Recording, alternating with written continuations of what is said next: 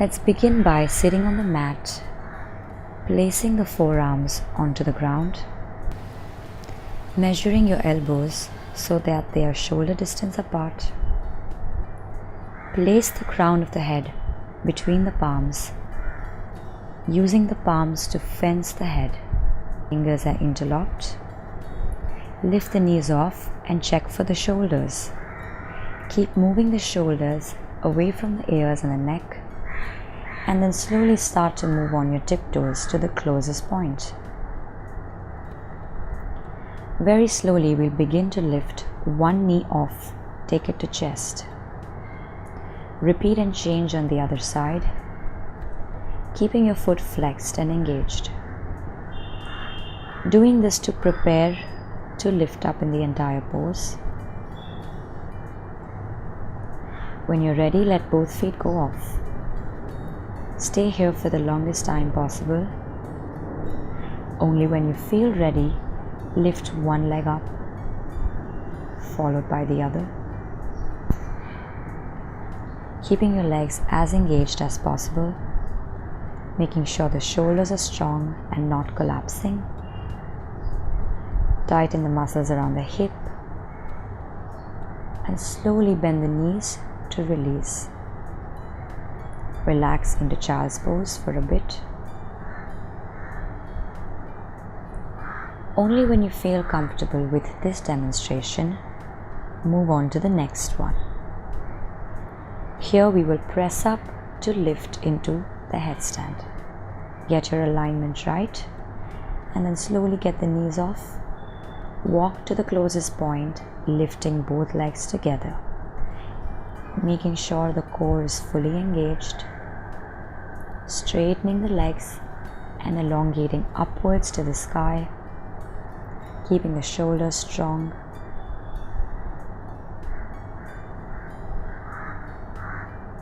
Very slowly flex your feet and with control, bring your legs down. Relax into the child's pose. Rest entirely.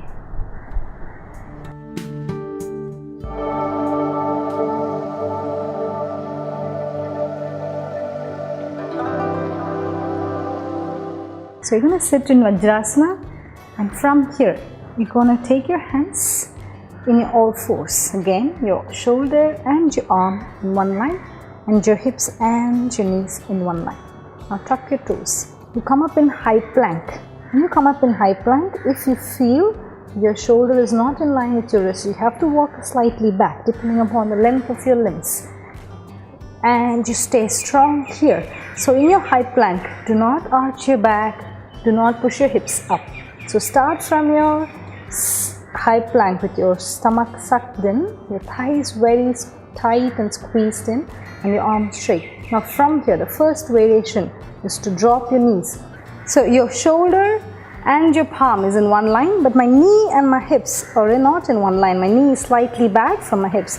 From here, you have to use your control and strength of your arms to go forward. So bend your elbows slightly and see where you have the strength. If your strength is only until here, you stop here and you come back. This takes a lot of time to practice. So draw your stomach in and go with your elbows bent and close to your body and chest closer to the floor. Stay here. As you inhale, you come back up. This is the first variation. The second variation or the final posture is going to be from here, from your plank. So you're not going to push your chest down, hips up. You're not going to do anything. You're going to go like a stick. Your upper body on the top of high plank, it's going to be like a stick, and you're going to go straight down to the floor. Bend your elbows, squeeze your stomach, shoulders open, stay here and slowly relax. So the most common mistakes in this people will do is keeping your knees down. The first variation, you try to go with your chest down and your hips up. No, your body should be in one straight line. So just go straight down here. And the second mistake they'll do is going to the floor flat. So that you also have to avoid. If you cannot do until even the first variation, you stay here. Squeeze your arms, Stay here. Come back up.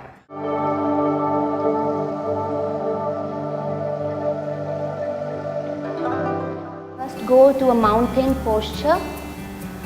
Place your palms on the mat. Drop your head down. Stretch your tailbone up. Now inhale. Push your shoulders forward such that you go to a plank posture. Don't drop in your shoulders. Lift your shoulders away from your ears, your nose parallel to the ground, and push your shoulders in front of the wrist. This is a proper plank to do vasisthasana. Now engage your core, breathe from the sides of your abdomen. Now gently drop your right hand down and then take your left palm up. Try to press the right palm from your armpit. Don't drop your hip down. Lift your hip up. Engage your glute muscles. Pull the navel inside. Push your pelvic bone up. Gently take your left palm up and then turn your neck. Look at your left palm. Keep lifting your hip up. Stay here for 4 to 5 breaths.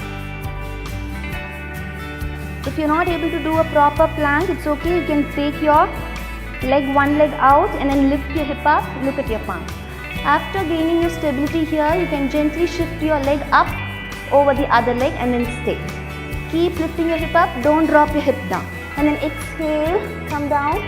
Repeat the same with your other side.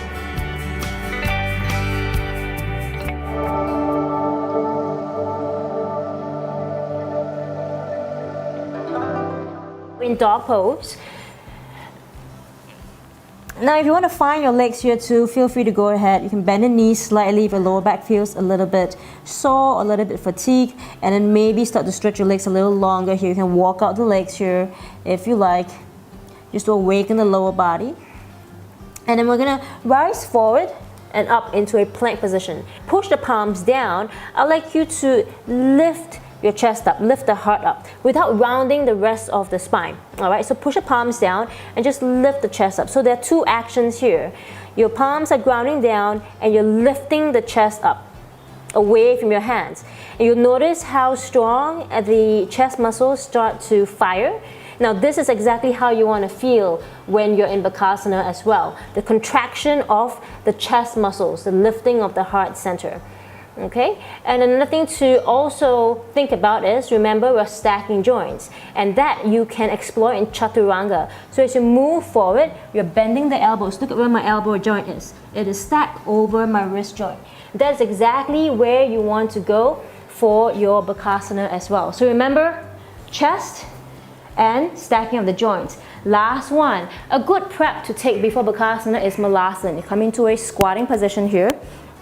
The elbows are pushing into the inner thighs and the thighs are pushing into the elbows. Once you find this resistance here, almost immediately you feel those adductors, the inner thigh muscles, start to really fire up. Then find the rest of the core components that we have spoken of and explored in the last few videos. Pull up of the pelvic floor and the contracting of the front abdomen muscles up. Wear the skinny jeans and drawstring pants here. Now keep this, all right, keep this, and in your mind's eye, I'd like you to vision yourself or visualize yourself in a crow pose. You're not quite so sure what it is, so I'm going to give you a demo visual here in crow. No explanations yet, but this is crow. All right, notice where my elbows are. They are stacked over my wrists. I'm pulling my navel up, my thighs are hugging in, my legs are really strong here. Now I'd like you to see now and notice where the center point of my body is. The center point of my body in crow. Did you see where the center point is of my body in crow? That is called the center of gravity. So in crow, it is about right here, maybe about where your solar plexus, maybe about an inch or so above your belly button right here. So to find balance, no matter in an arm balance or you're standing upright or laying down or in a one-legged standing position, we always want to make sure that the center of gravity is being lifted up. And you also want to make sure that you move the center of gravity that is considered in that particular shape.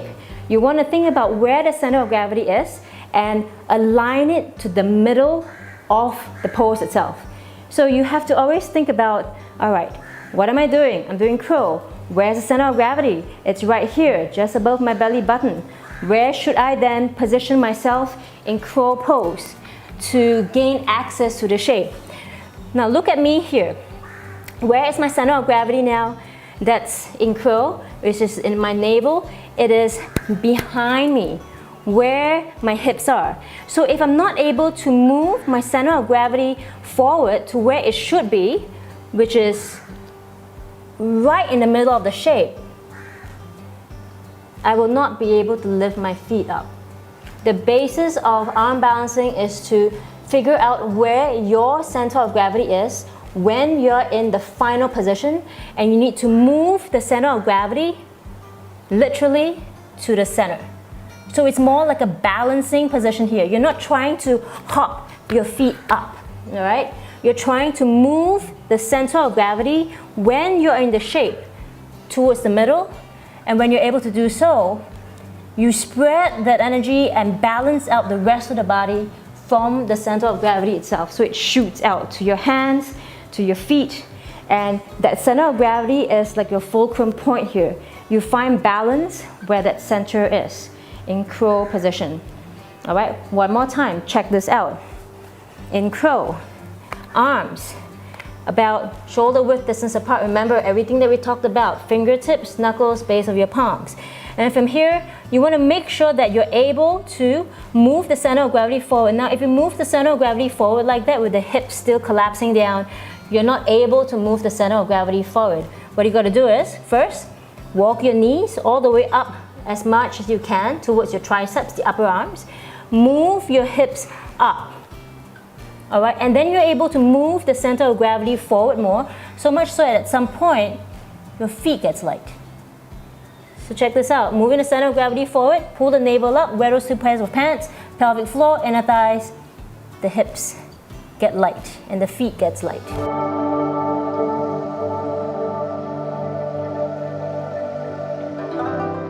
For this, you have to go on your all fours, your arms directly below your shoulder, your knees directly below your hips.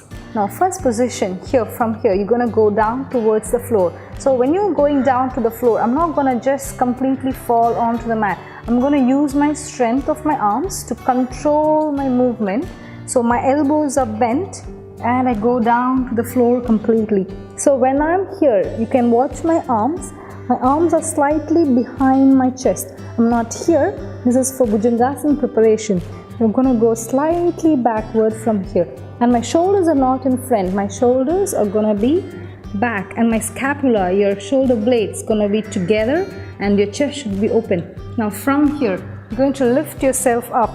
This is the first preparation for Urdhva Mukha Svanasana. From here, you're going to straighten your arms. Make sure your shoulders are back. And you lift yourself up. And your knees are still on the floor. This is not the final pose.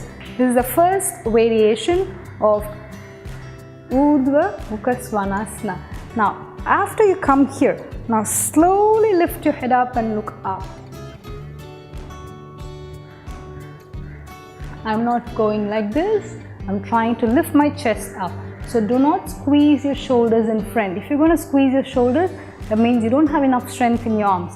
So for that, you can just do Bhujangasana. If you want to develop more strength, I want you to keep your arms straight, rotate your shoulders back and lift your head up. This is the first step. And slowly, when you come down with control, you come down towards the floor. The second variation or the final posture is going to look like this. So you inhale, drop your head down, make sure your neck is loose, shoulders back, scapula together, chest open, and come forward and up. Now you're going to lift your knees off the mat. You lift your knees off the mat, you lift your chest up. This requires a lot of strength to hold here. So if you're not comfortable, do the variation one where you keep your knees on the mat. Drop your head back. Rotate your shoulders, lift your chest. Squeeze the thighs. As you exhale, go down to the floor. Now push yourself back into child's pose. Now as you inhale, come up.